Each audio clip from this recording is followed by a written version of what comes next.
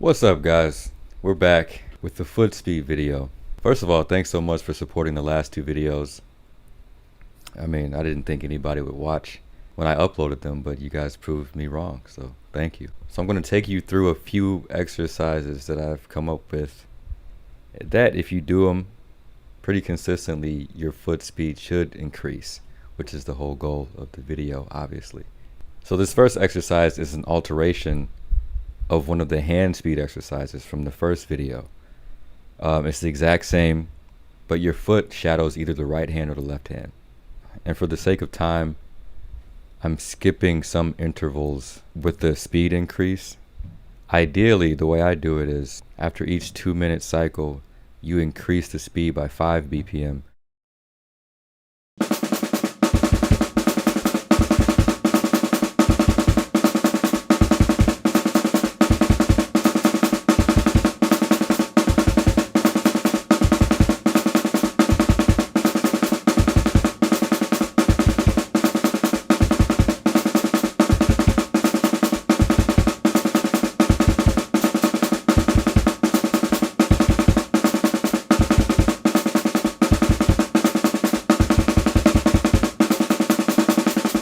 And this exercise is very important because growing up, I always would see a lot of drummers. I think Tony Royster was the one that I was really impressed with when he did it. But doing the singles between the right hand and the right foot, and this exercise helps develop that. But then it also incorporates the left foot, which a lot of people don't really do singles with the hi-hat and the left hand or right hand. So it gets you comfortable doing either hand or limb combination.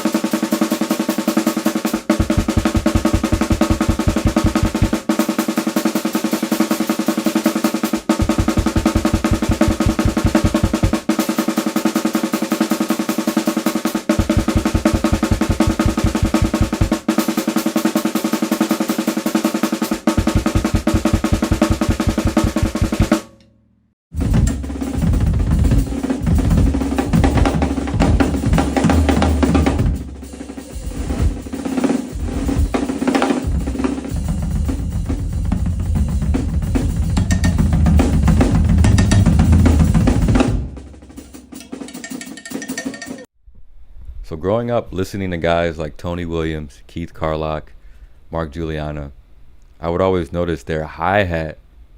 They could keep the hi-hat going at pretty fast tempos and play whatever they want over top of it. And I've always wanted to learn how to do that. So I would just practice it by literally sitting there and stomping my foot for a long time. And that's what this exercise is. If you strip it down, it's just me counting to 100 doing that. But to make it more interesting, I put a beat over top of it.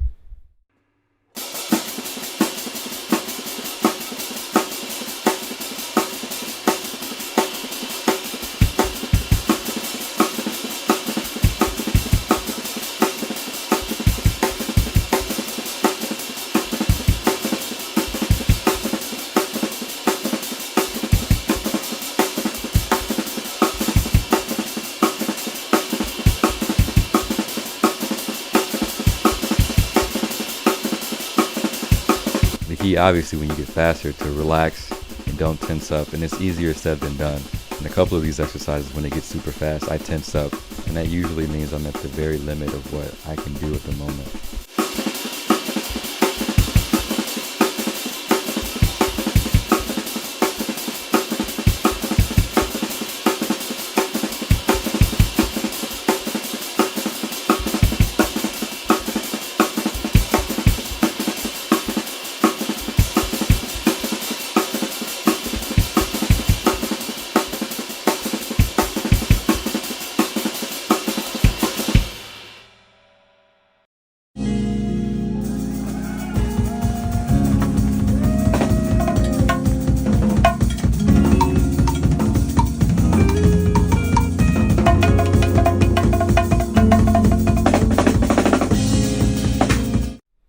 Playing doubles on a single kick is a very important skill to develop. And this exercise is going to have people coming up to you after the gig asking, are you using a double kick? Are you sure you're not using a double kick? That sounds like a double kick.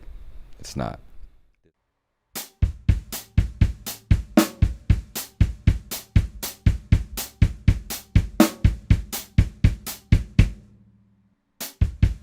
So most of these exercises have a backbeat attached to them. I find that when I do that, it becomes less boring to practice. So I know I'm not just doing this to get the coordination. I'm doing this to get the coordination, but I could also put it into a real life scenario.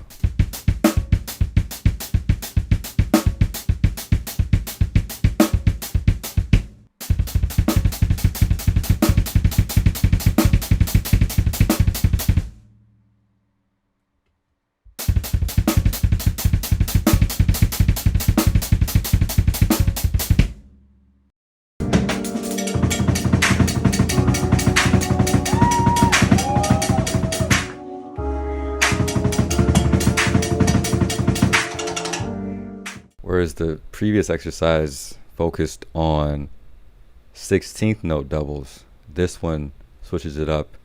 And it's also important to learn how to play triplet doubles.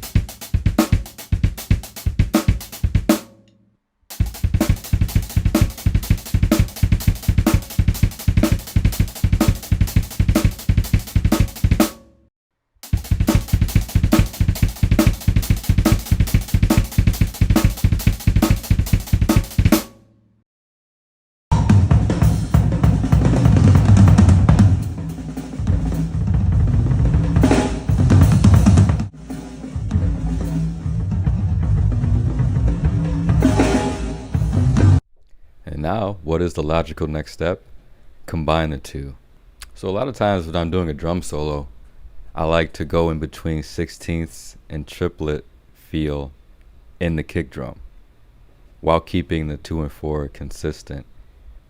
It feels like it stretches the time like a rubber band when I do that, because you're hearing that constant 2 and 4, but the foot is speeding up and slowing down to the audience. But obviously we know it's just triplets and 16th notes, but it has that feeling of stretching, and this exercise helps with that.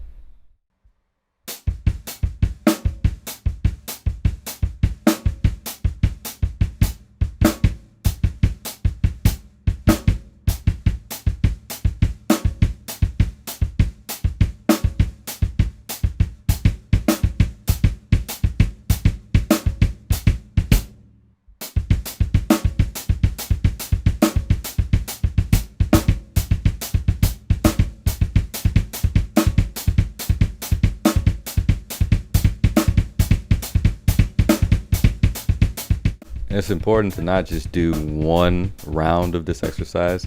It's important to, once you go from triplet to 16th, that you don't stop and you go back to triplets again and then 16ths. In doing that, we practice being able to go from triplets to 16ths with the foot, but then also from 16ths to triplets. So you want to be able to do it both ways.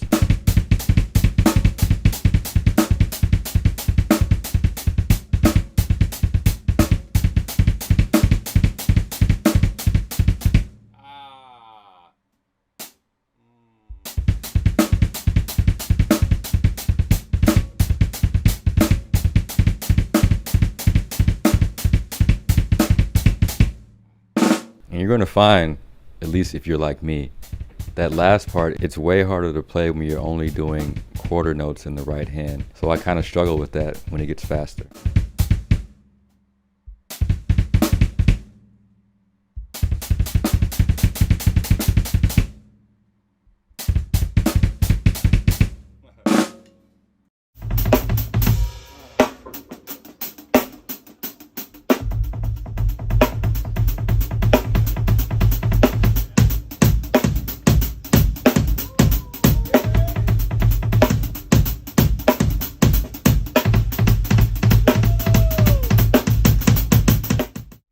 This exercise highlights, I guess, the ability to go between doubles between the hands and the feet, and then singles between the hands and the feet, which I feel definitely influenced by guys like Ronald Bruner Jr.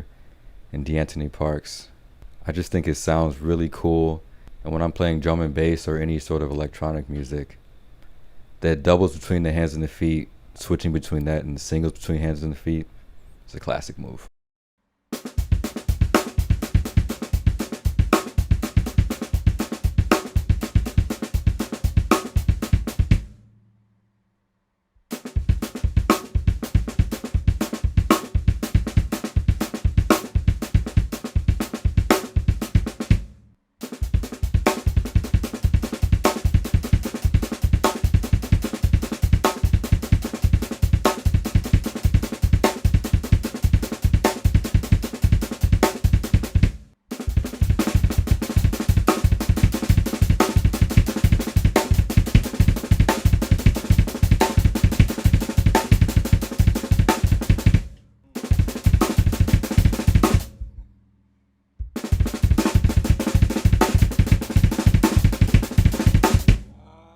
And here's a little bit of what would happen in a real practice session.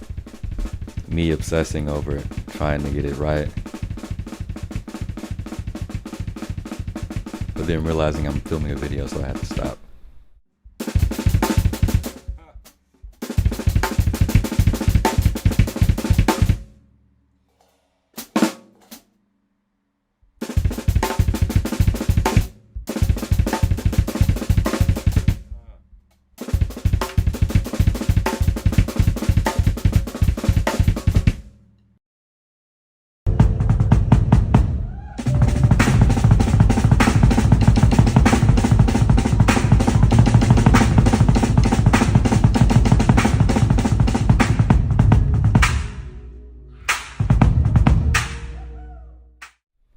And there we go. That's it. Thank you guys for checking the video out. Let me know in the comments if there's any other questions you have or any other video ideas you have for me. Oh, and thanks to you guys that have checked out the music and are enjoying my album. I'm working on a beat breakdown. It's just coming slowly, you know, with touring and being busy with that. But it's coming, I promise. Thank you guys so much, and see you next time.